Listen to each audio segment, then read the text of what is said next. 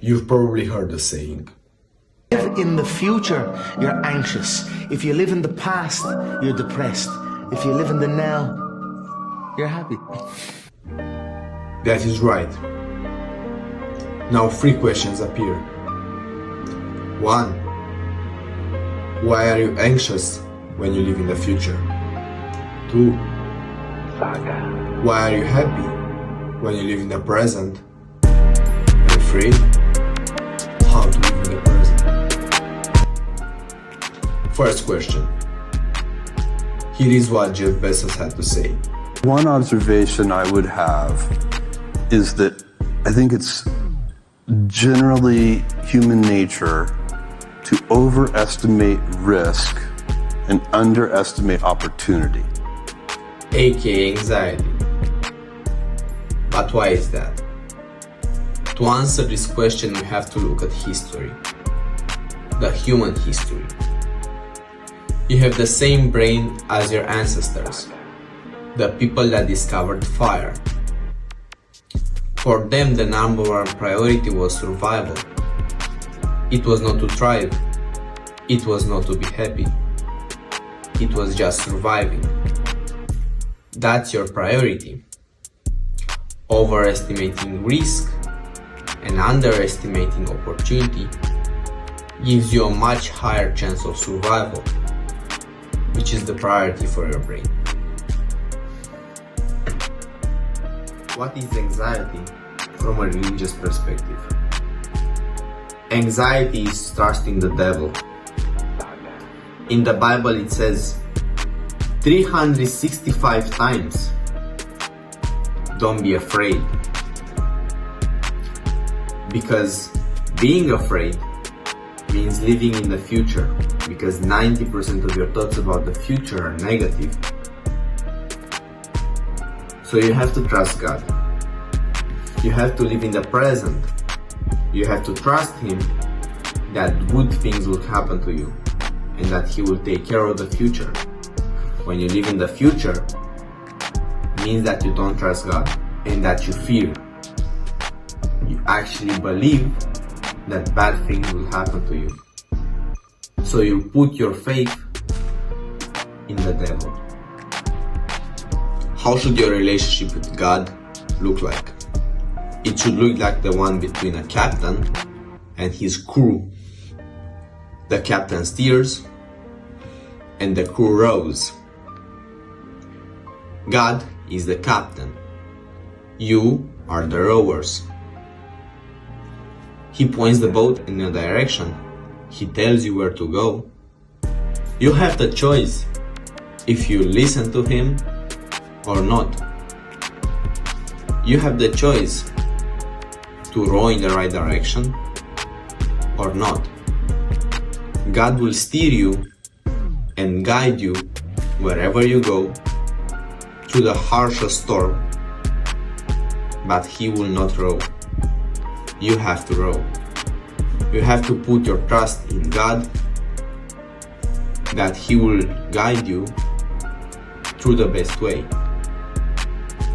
because He will. One question remains. How can you live in the present? First, gratefulness. In the Bible it says, "For to the one who has, more will be given, and from the one who has not, even what he has will be taken away." What does that mean? It means that God will give to the one who's grateful and will take from the one who's not. Why is that? It's because your thought is creation. If you focus on what you have, you'll start having more. Because your thought, it's about having. You create yourself having. If you focus on what you don't have, if you're not grateful, then your thoughts are about not having, so you'll start not having. Gratefulness is something that can be practiced. One good exercise is the 28 days of gratefulness. You take a book, a notebook, you take a pen, and every single day for 28 days you write 10 things that you're grateful for. You can repeat them. At some point, you'll start being grateful for very small things. This exercise will have long-lasting effects, and you can recreate it every single time you feel that you're not grateful. Remember, you are your thoughts and you cannot change reality. The only thing that you control is your perceptions, the perception about reality. Now, another very important pillar of healthy thinking is not thinking. You have to stop thinking. And there's a question, of course, how do you stop thinking? One very important thing is meditation. Through meditation, you'll start to be able to not think, which is actually fantastic. You need that and you should try it. If you don't know how to meditate, I'd suggest Medito. It's a free app that you can use to start meditating. If you do know how to meditate, I'd suggest a candle. One trick that you can use while meditating is thinking of every thought that comes through your mind as a push-up. Because when you train your arms, you do a rep, you do a push-up. Every time a thought comes through your mind, you do a rep for your mind. Your mind gets stronger, your peace gets stronger, your freedom of thinking or not thinking gets bigger. Another very important thing for controlling your thoughts is organizing them. You can do that in two ways, internally and externally. Preferably, you should do that in both ways. Now, the internally is journaling. You should start journaling. Just get a notebook, put a date, and write what you want. And I insist, what you want. It doesn't matter. You can write about your world. You'll probably start writing about your emotions. Now, every single time you write, important thing, in my opinion, would be to ask yourself why. Why is the most important question in the universe? Is the most powerful. When you ask why, you get really deep and you understand some very powerful things. Now, the second way is externally. Those things influence each other. Externally is by organizing your environment, especially your room, because your room is majority of your environment. Jordan Peterson says that for everyone that wants to improve his life, the first step is to just make his bed.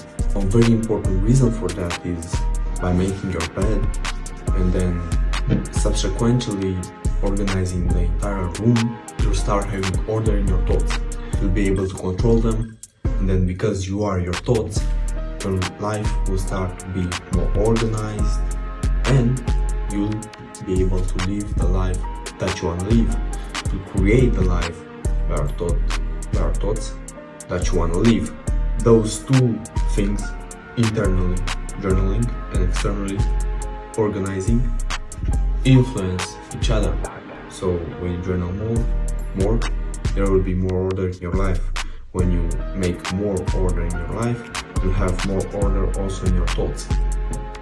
I believe the battle is won through preparation. That's why we are doing exercises for gratefulness. That's why we are meditating.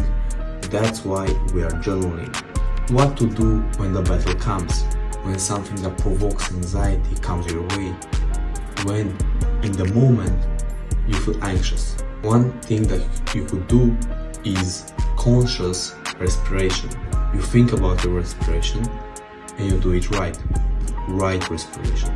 You inhale through your nose all the way down in your stomach. You do very deep respiration for as long as you need. This is the correct respiration.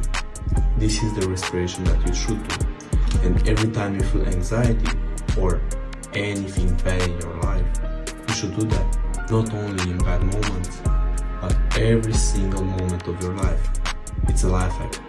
It's incredibly important. Conclusion of the video: trust God, do the exercises, and In the future, you're anxious. If you live in the past, you're depressed. If you live in the now, you're happy. now if you like the video, you can like, you can subscribe, and you can comment. See you next time and watch this video.